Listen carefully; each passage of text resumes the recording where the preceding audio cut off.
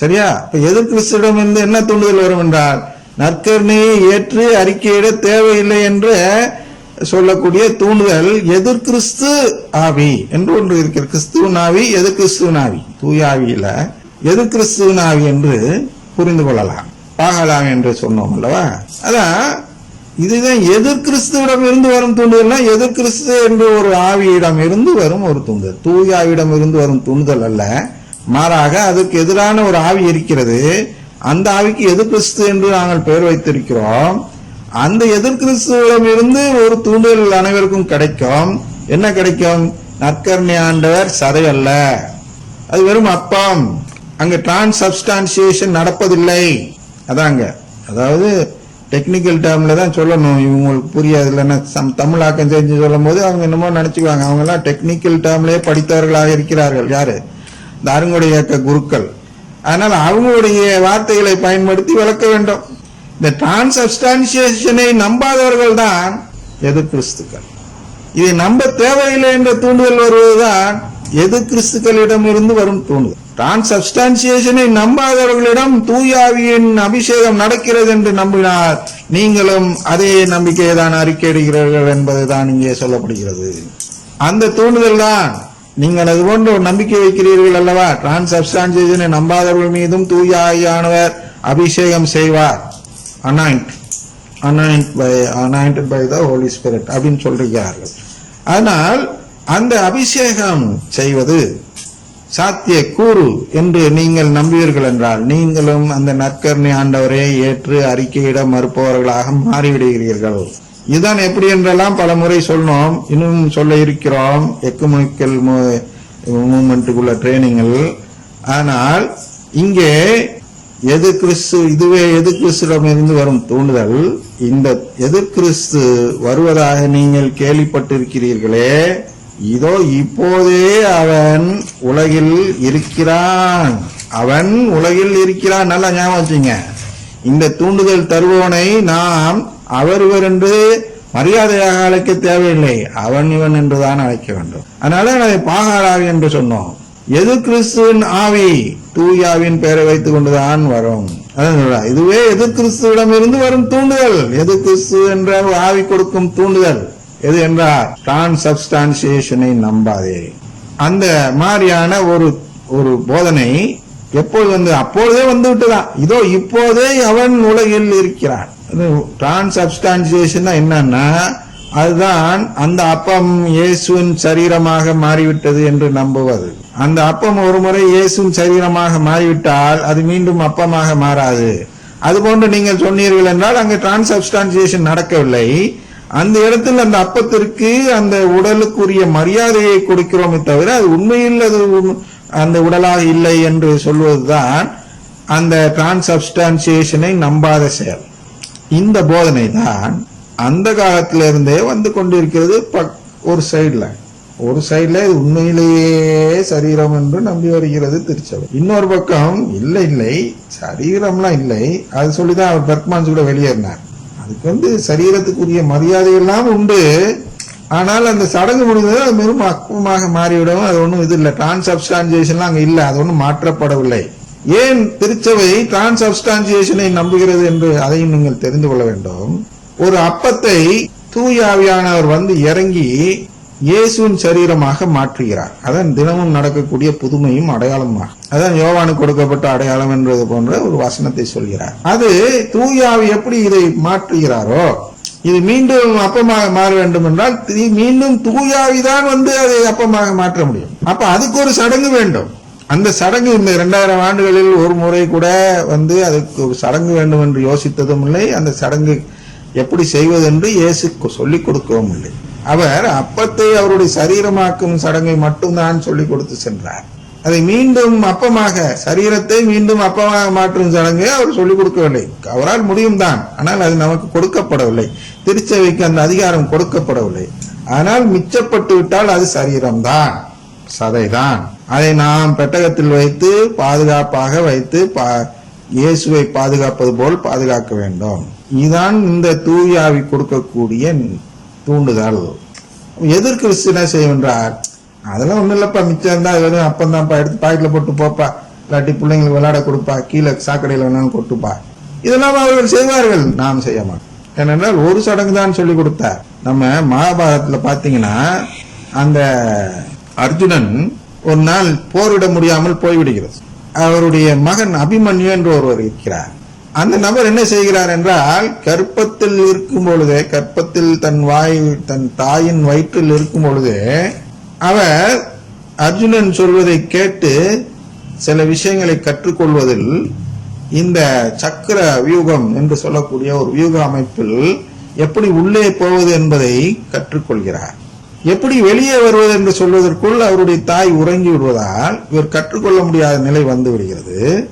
பின்பு ஒரு காலத்தில் போர் நடக்கும் பொழுது அந்த அர்ஜுனன் வர முடியாத சூழ்நிலை ஏற்பட்டு இந்த அபிமன்யு அந்த போரை தலைமையேற்று நடத்தி அந்த சக்கர வியூகத்தில் உள்ளே சென்று எதிரிகளை அழித்து விடுகிறார். ஆனால் வெளியேற முடியாத நிலையில் அவர் கொலை செய்யப்படுகிறார் அபிமன்யு. கிட்டத்தட்ட நம்முடைய திருச்சபையும் ஏறக்குறைய அப்படித்தான் என்று வைத்துக் கொள்ளலாம். இவர்களுக்கு அப்பத்தை இயேசுவின் சரீரமாக மாற்ற தெரியுமே தவிர இந்த சரீரத்தை மீண்டும் அப்பமாக மாற்றுவது என்பது அந்த அதிகாரம் கொடுக்கப்படவில்லை. அது எப்படி என்று சொல்லிப்பதவில்லை. ஏனென்றால் அது அப்படி செய்ய வேண்டும் என்றால் நாம் கடவுளின் பிள்ளையாக மாறி அந்த ஒரு சக்தியை பெற்று, தூயாவி பெற்றிருக்கும் அதே சக்தியை நாமும் பெற்றால்தான் நம்மால் மீண்டும் அந்த சரீரத்தை அப்பமாக மாற்ற முடியும். அதனால் ஒரு முறை அது கடவுளுடைய இயேசுவின் சரீரமாக மாறிவிட்டால் அது உண்டு புசிக்கப்படும் வரை அது சரீரம்தான், அது மாறாது என்ற இந்த தூண்டுதல் நமக்கு தூயாவிடம் இருந்து வரும் தூண்டுதல். இப்படி இல்ல அப்படின்னு ஒரு தூண்டுதல் உங்களுக்கு கிடைக்குதா, உங்களுக்கு அப்படி ஒரு எண்ணம் வருகிறதா, அந்த எண்ணத்தை கொடுப்ப வேண்டாம் எது கிறிஸ்து. இதை ஏற்று யாரெல்லாம் அறிக்கை அடிக்கிறார்களோ அவர்கள் தான் எது கிறிஸ்துக்கள். இங்கே இருக்கக்கூடிய எதிர் கிறிஸ்துக்கள், கிறிஸ்துக்கு எதிராக செயல்படக்கூடியவர்கள், கிறிஸ்துவின் திட்டத்திற்கு எதிராக, கிறிஸ்து கொடுக்கும் அந்த குடும்ப உறவிற்கு எதிராக செயல்பட்டு அந்த உறவை பறிக்கக்கூடியவர்களாக செயல்படுபவர்கள் தான் இந்த எதிர் கிறிஸ்துக்கள். எதிர் கிறிஸ்துவின் ஆவி தூண்டுதலை பெற்று அதன்படி செயல்பட்டு இங்கே உள்ள அந்த நம்பிக்கைகளை எடுக்கக்கூடியவர்களுக்கு பேர் தான் எதிர் கிறிஸ்துக்கள். இதை நன்றாக பொருத்தி பார்த்தீர்கள் என்றால் இந்த நிலையில்தான் அருங்கொடை இயக்கமும் இருக்கிறது. அந்த அருங்கொடை இயக்கம் என்பது நற்கருணை ஆண்டவருக்கு சான்று பகரும் இயக்கமாக இல்லை. மாறாக நற்கருணை ஆண்டவர் தேவையில்லை, மதித்தால் மட்டும் போதும், கடவுள் என்று சொன்னால் மட்டும் போதும் என்று சொல்லக்கூடிய இயக்கமாக தான் இருக்கிறதே தவிர இந்த சரீரத்தை புசித்தால் தான் உங்களுக்கு மீட்பு என்று சொல்லக்கூடிய ஒரு இயக்கமாக இல்லை. அதனால்தான் அங்கே தூயாவி அங்கேயும் இறங்குகிறார் என்று போதிக்கிறார். எனவேதான் இவர்கள் இந்த எதிர் கிறிஸ்துவின் தூண்டுதலை பெற்று செயல்படும் எதிர் கிறிஸ்துக்களின் இயக்கமாக இங்கே செயல்படுகிறார்கள் என்று சொல்கிறோம். எதிர் கிறிஸ்து இயக்கம் என்று பதிவு செய்து கொண்டு வாருங்கள் கூட்டம் யாராச்சும் போவாங்களா அந்த ஜபத்துக்கு? போக மாட்டாங்க. அதனால்தான் அவங்க பொய்யர்கள். நேற்று பார்த்தோம். பொய்யர்கள் என்றால் என்ன? பொய் சொல்றாங்க. தூயாவின் இயக்கம் என்று பொய் சொல்கிறார்கள். உண்மை என்ன சொல்ல வேண்டும்? எதிர் கிறிஸ்துவின் இயக்கம் என்று பெயர் வைக்க வேண்டும் அதற்கு, அருங்கொடை இயக்கத்திற்கு. ஆனால் அவர்கள் பொய் சொன்னால்தான் அதில் ஆள் சேருவாங்க. அதனால அப்படி சொல்றார். அதான் சொல்றார், இந்த எதிர் கிறிஸ்து வருவதாக நீங்கள் கேள்விப்பட்டு இருக்கிறீர்களே, இதோ இப்போது அவன் உலகில் இருக்கிறான். பிள்ளைகளே, பாருங்க, பிள்ளைகள் என்றால் கடவுளின் குடும்பத்தை சேர்ந்த பிள்ளைகளே. ஏன்னா அவருக்கு நமக்கு என்ன உறவு இருக்கு? ஏன் ஒரு அருட்தந்தை போய் ஃபாதர் என்று அழைக்கிறோம்?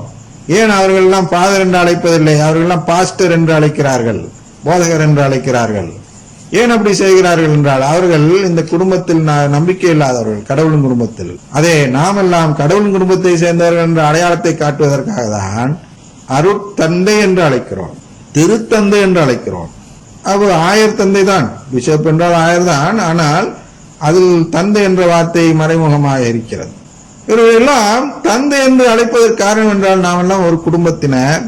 நீங்கள் என்னுடைய தகப்பன் ஸ்தானத்தில் இருக்கிறீர்கள், கடவுள் தான் என்னுடைய தகப்பன், அவரிடத்தில் செயல்படுபவர்களாக நீங்கள் இந்த உலகத்தில் இருக்கிறீர்கள் என்று சொல்வதற்காக தான் அவர்களெல்லாம் நாம் தந்தை என்று அழைக்கிறோம். ஆனால் நாமெல்லாம் அவர்களுடைய பிள்ளைகள், ஞான பிள்ளைகள், இந்த ஆன்மீக பிள்ளைகள், இப்படி என்ன வேணாலும் அருட்பிள்ளைகள்.